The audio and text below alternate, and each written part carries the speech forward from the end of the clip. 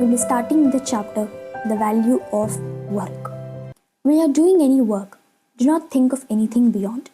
Do it as a worship, as the highest worship, and devote your whole life to it for the time being. This is a statement given by Swami Vivekananda. So, whenever you're doing any work, give your 100% in doing it. So, in this chapter, we'll be dealing with these two main questions, that is, what are the different types of activities that people engage in, and what is their contribution to our everyday lives. Anu and Kabir were playing in the park when they saw their neighbor Geeta auntie getting out of a taxi. She was returning home from work and was in her uniform. She is a pilot in the Indian Air Force and she is the pride of the whole town. Then Anu says that Kabir, auntie's uniform looks a lot like the one I saw at your house yesterday, but the color is different. Then Kabir tells that the uniform on the hanger belongs to his grandfather and he retired from the Border Security Force BSF and now spends his time by providing free geography class to the neighborhood kids and tending to their vegetable garden, running errands for the home. And then Anu tells that my parents run a shop that sells uniforms and other ready-made garments, and Appa, that is her father, leaves early in the morning while mother will join him in the shop after they leave for school. And her mother usually comes back by the time they return from school, and she also contributes to a voluntary group that actually teaches knitting to the women in the community. And she also tells them, do you remember my elder brother Rohan? You met him when he came to pick me up from school. He is a software engineer who works in a software company that makes computer applications. And on weekends, he volunteers to teach computer skills to those who have joined in the youth development program of the nearby college. So from this, we have understood that there are a lot of professions to do. That is, there was a pilot in the Indian Air Force and grandfather has retired from the Border Security Force and he also teaches geography classes to the neighborhood kids and he's doing gardening and he's running errands for the home.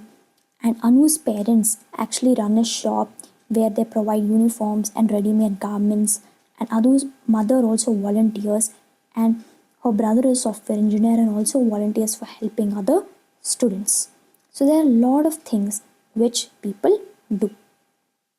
So different types of activities like the ones you already studied are basically divided into two groups or categories. It is important to remember that all these activities are categorized into two groups, that is economic activities and non-economic activities.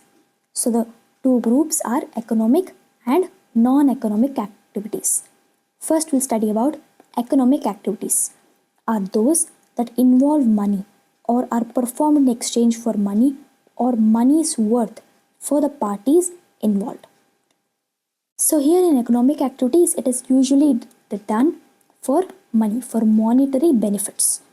For example, a business person selling school bags in the market, or a farmer selling produce in the market, a lawyer arguing a case and earning a fee, and a truck driver transporting goods from one place to another, or workers employed in a car manufacturing company. They all work for money.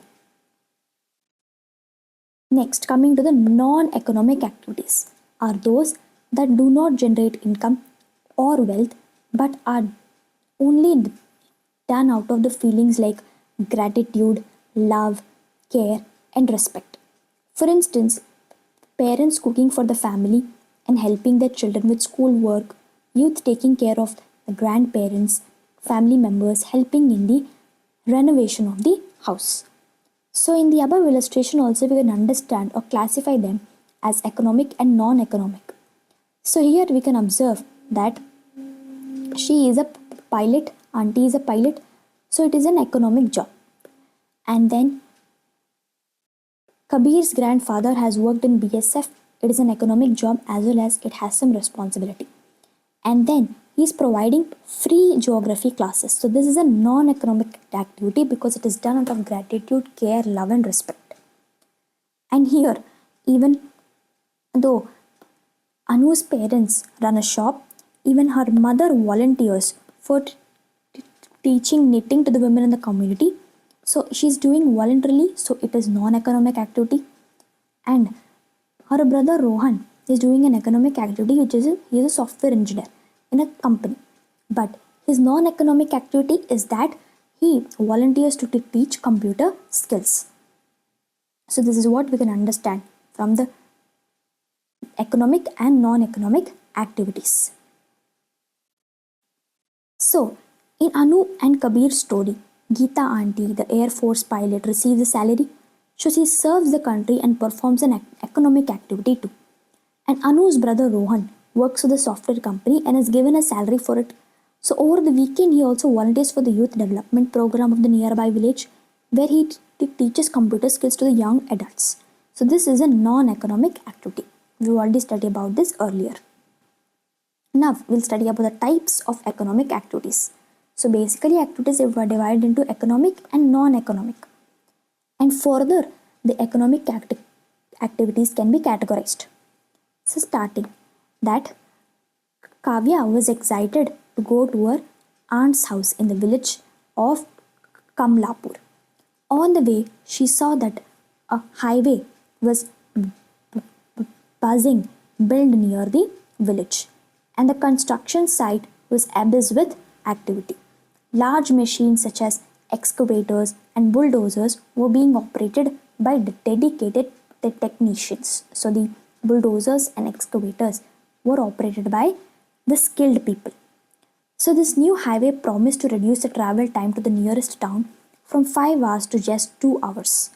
So Kavya thought that she would be able to visit her aunt more often once the highway was ready, since it takes less time to travel. Happy with this thought, Kavya ran to greet her aunt and to eat the delicious jalebis that she had made.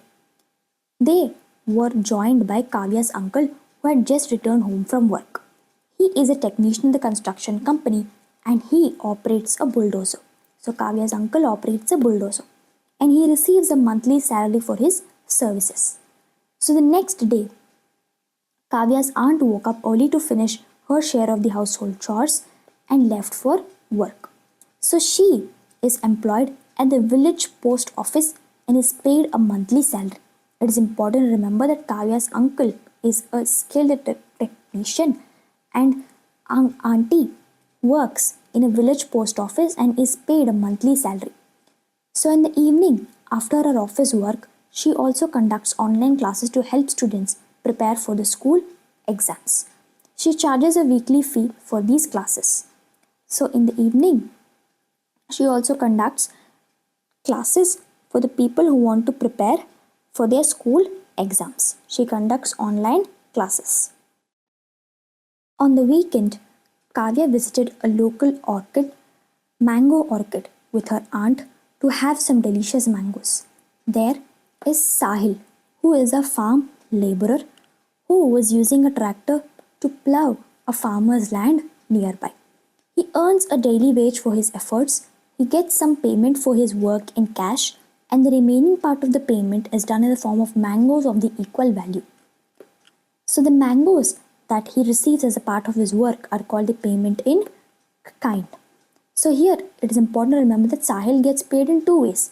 The first is a daily wage, which is a monetary payment, and next is also getting in the form of mangoes of the equal value. Both are economic but in different ways. So as we now understand, the economic activities are those that have value in terms of money. So the economic activities also add value at each stage of the process of transforming something into another. So this is called value addition. Now, let us take the example of Kavya's father, Rajesh, to understand this.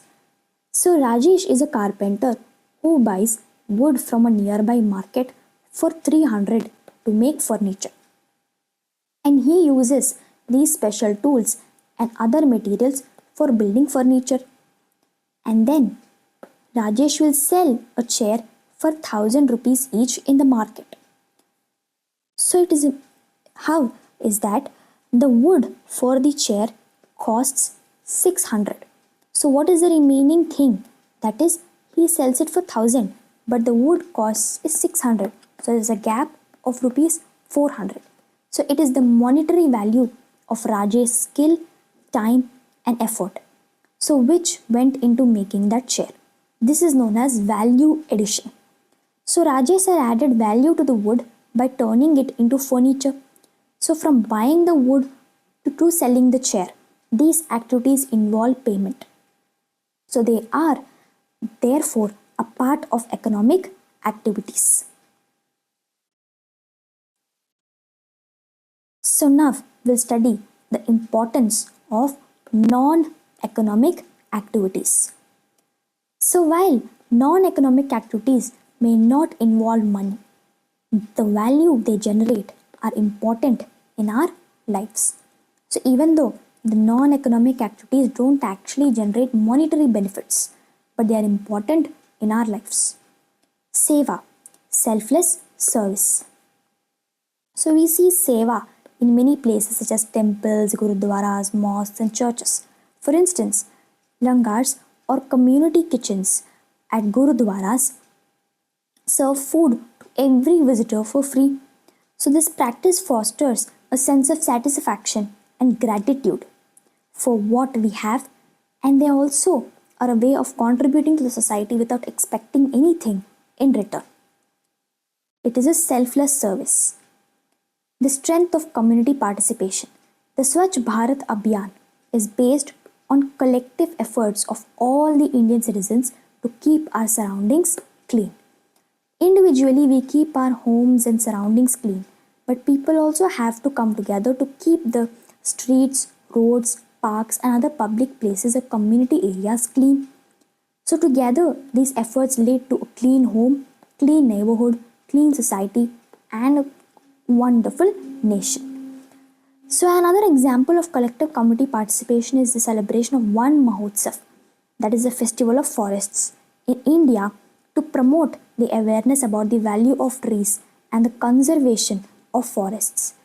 So, this initiative brings together members of the community for tree plantation drives. This is the importance of One Mahotsav. So, with this, we understood the economic and non-economic activities and how the economic activities can be classified based on the mode of payment and they are used for the society. And even though non-economic activities do not have any monetary benefits, but they have to be done to improve the quality of our lives. So in this chapter, we learned about the economic and non-economic activities. We also learned about value addition that economic activities create, and we understood how economic activities contribute to social welfare, how non-economic activities contribute to social welfare, personal well-being, and enhance the overall quality of life.